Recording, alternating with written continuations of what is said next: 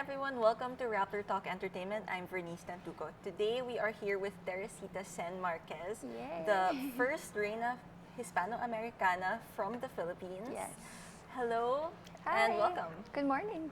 And Thank you. congratulations. Thank you. Thank you for inviting me here. Of course. Thank you. So you won just a few weeks ago. How have you been since then? I'm very overwhelmed with what is happening till now because I'm not used to the attention that is given to me. Though I'm part of the showbiz industry, but the attention that I'm getting now is so much different. So I'm just really overwhelmed. I'm still getting used to it, but overall, I'm enjoying every moment of it. How was your homecoming? Homecoming, well, I got surprised when people were at the airport for me. Of course. Yeah, I got really surprised and I was so shy. I didn't know what to say. I just kept on smiling. Then there was a podium. I didn't expect that. So, and then in Parañaque, they did this motorcade for me. And I thought it was just like a few cars, but apparently it was so long. And I got shocked. You know, there's a lot of surprises when I got home because I really didn't expect it would be that way. But yeah, as I've said, I'm enjoying every moment. And this is the first time that the Philippines has competed in this pageant. Yes. You're the first Filipina to compete in the pageant and the first to win it as well. Can you tell us about Reina Hispano-Americana? So Reina Hispano-Americana, if I'm not mistaken, I think it's around 27, 28 years already. And they are celebrating the Hispanic culture. So all the countries that are joining have the Hispanic culture.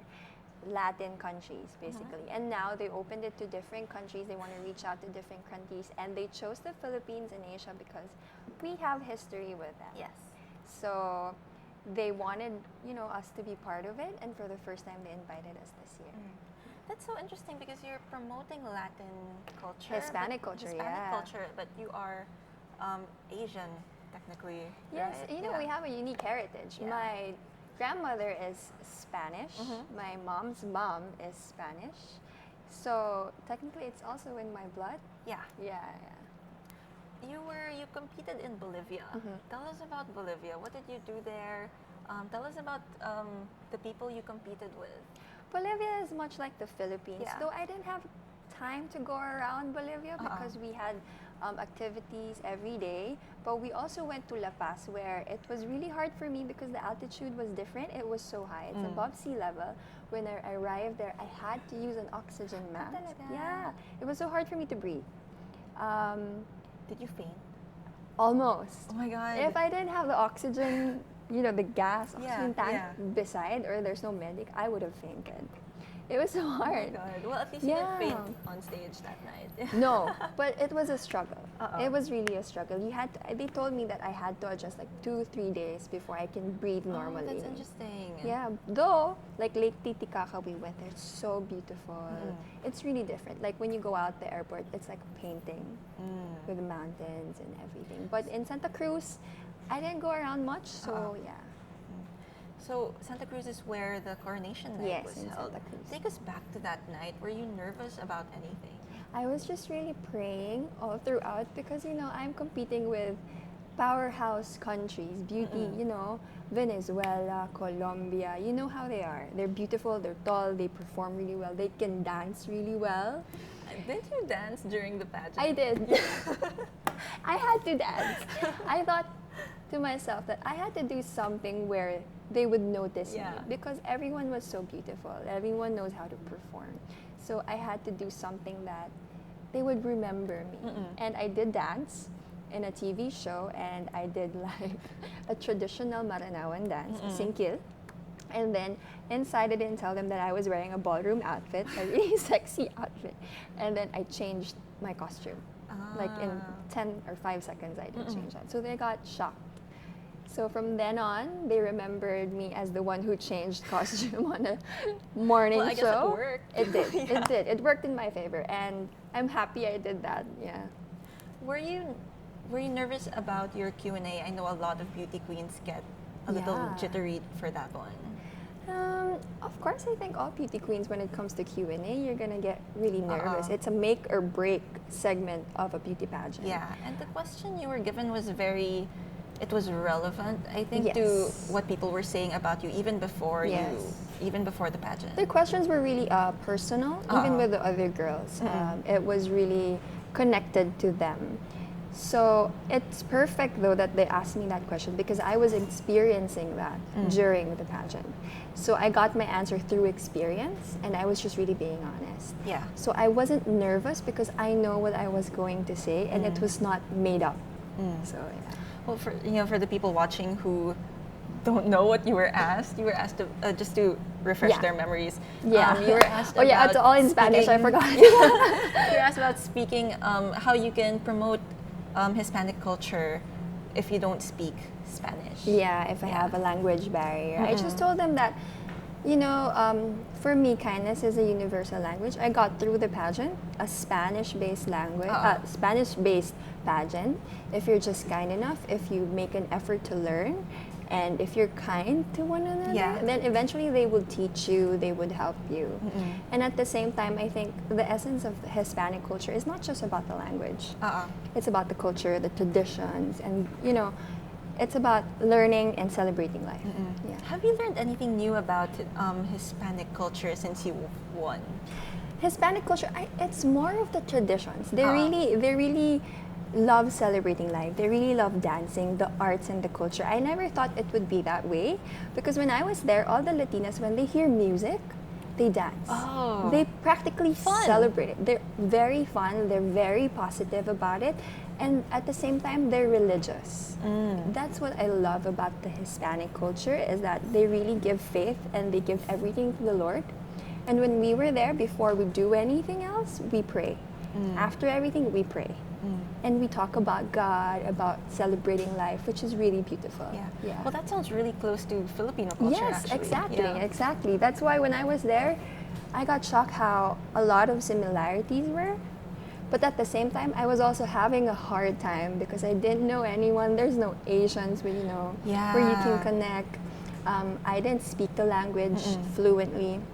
So it was hard, though it's good that there is also similarities. Yeah. How did you adjust to that?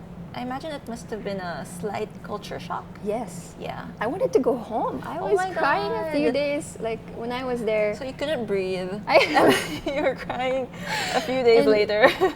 In the past, it was basically towards the end, though. Yeah. The first few days when I was there, I wanted to go home because it was so hard for me. All the instructions were in Spanish. I didn't know anyone yet. I didn't have friends. Yeah. I only had my brother and my aunt, Tita Eileen, my brother Yoj and Eileen.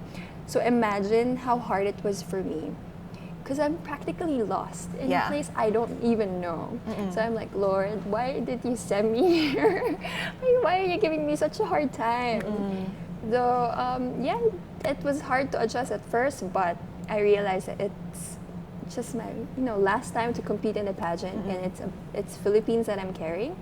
So I was just I needed to do this. So yeah.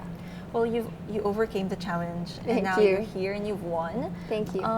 So now that you've won, what is your advocacy as Reina Hispano-Americana? Well, the organization, Reina Hispano-Americana Organization, Promociones Gloria, wants me to promote the Hispanic culture, the wonderful things about the Hispanic culture, religion, celebrating life, the traditions, arts and culture. So they want me to make that more alive here since the Hispanic culture is beginning to be lost.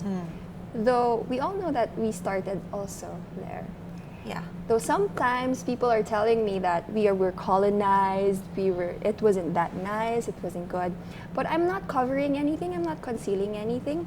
It's good that millennials also know the past, the history, things that isn't good also. But I'm here to promote the beautiful things because we are our history and we wouldn't be this strong not for our history, right? Yeah. So I just want to promote the religion, Christianity. It started there. So first, the Hispanic culture. Next is, of course, education. Yes. I'm for education. That's my advocacy from the very beginning, from Miss World until now. And I want people to learn, less fortunate people, everyone, no matter what age, the opportunity to learn. And I'm partner with a program in Southfield International School, which is a Poor Urban Child program, wherein they invite different schools and then they give programs to public schools. So yeah, we give workshops and basically education at its whole. Yeah. So you spoke about promoting Hispanic culture in the Philippines. Do you have any projects lined up already? Yes, we are actually. I'm going to start in my city first, in Parañaque. Of course, I want to try it first in a small program, and then eventually it will expand. So we will have a dance contest, small dance contest promoting the Latin dance, the Latin music, and then we are trying to create a program wherein we will have workshops for street childrens. So it will also talk about the history. At the same time, we will have workshops in dance, acting, singing. So it's all about the arts, though. I love dancing. I'm also an actress. Yes. So it's nice to just, share my talents and share what I can do to other people and use my strengths. And, from then, I hope it will be successful. You come from a showbiz family. Are you still going to enter showbiz after your reign? I actually asked that. I asked that in my organization, and they told me whatever platform you can use to promote your advocacy and to have your voice to be heard, go do it. As long as I have to tell them what roles I'm going to do, what the story is, they have to confirm it. I have to confirm it with them, but they're not allowing me to do it. Okay. Do you have a dream role? I want to be like Angelina Jolie. I want to be an action star. I mean, I want to do those stunts. I want to try. Like Mr. and Mrs. Smith. Yes, exactly. Like, Tomb Raider. Yeah.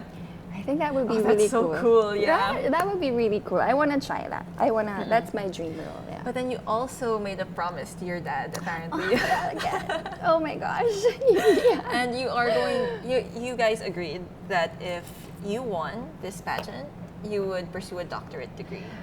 Okay, right? Promise is such a hard word, it's such a heavy word for me. But before I joined Miss World, I finished my teacher certificate program. So I can teach, though I still have to get my licensure.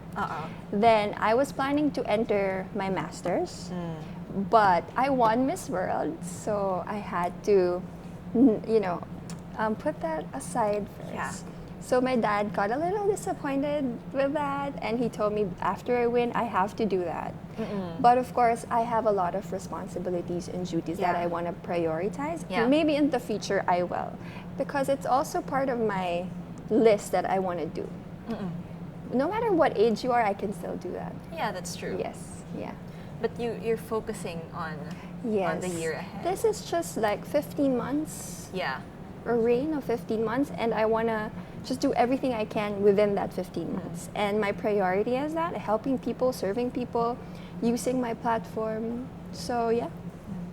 You're one of the many Filipinas who've won pageants this year I'm so and last happy. year as well. There's so Actually, many. even in the previous years. What do you, like as a beauty queen, what do you think is giving Filipinas an edge in the past few years? I think they're beginning to not be afraid of who they are. They're very proud of themselves. At the same time, I think experience of the Filipino women is very, different. They're very resilient with whatever is happening in the country. They learn a lot, and they're becoming really smart as well. It's not just about beauty anymore. I'm really happy that the beauty queens now are all smart, and they can answer any questions you throw to them. Yeah. And I think that's an edge for us. Yeah. Do you think even in the Philippines, sort of how people are looking at pageants is changing? Yeah. I'm very happy because also the girls that are joining are lawyers, doctors, teachers, engineers, different kinds of women who has achieved a lot. And they see it as a platform for them to speak, for them to promote what they're doing, what work their field is. And I'm happy that a lot of people are supporting that. And there's no negativity anymore. For me, that's what I feel. Yeah. A lot of Filipinos are like pageant. Did you feel any negativity in the past? Because I know you competed in Binibini as well, alongside Pia Wurtzbach. Yeah. Right? Yeah, is it different? I mean, I know it was just 2 years, right, between Binibini and Miss World Philippines. Yeah. Did you notice any difference between those two? Difference maybe within myself. It was my first time to join. I didn't know what's happening. Whatever they told me to do, I would do it. I actually, based everything with all the things that people are telling me, that I didn't have anything for myself. You get it? Like, I didn't decide on myself. Difference with other people, I don't think so. They're still into pageants. Yeah. They support pageants as well. Though that year is such a powerhouse year because everyone was a winner already. Yeah. They joined pageants already and they had titles already in my batch. So it was really a hard time for me to keep up with them. But the people around, not much. Well, because it's such a big deal here, I know. It's like boxing. Yeah, it is, right? Yeah. It's like boxing and beauty pageants. Exactly. Like, it brings everyone together, like yes. no matter who you no are. Traffic. Right? And basketball. That's true. That's true. Oh, and traffic. Yeah. And no traffic. Well, I know like there are a lot of little girls who want to become beauty queens as well. Do you have any advice for them? Well, my advice is gain more experience. Don't rush into it.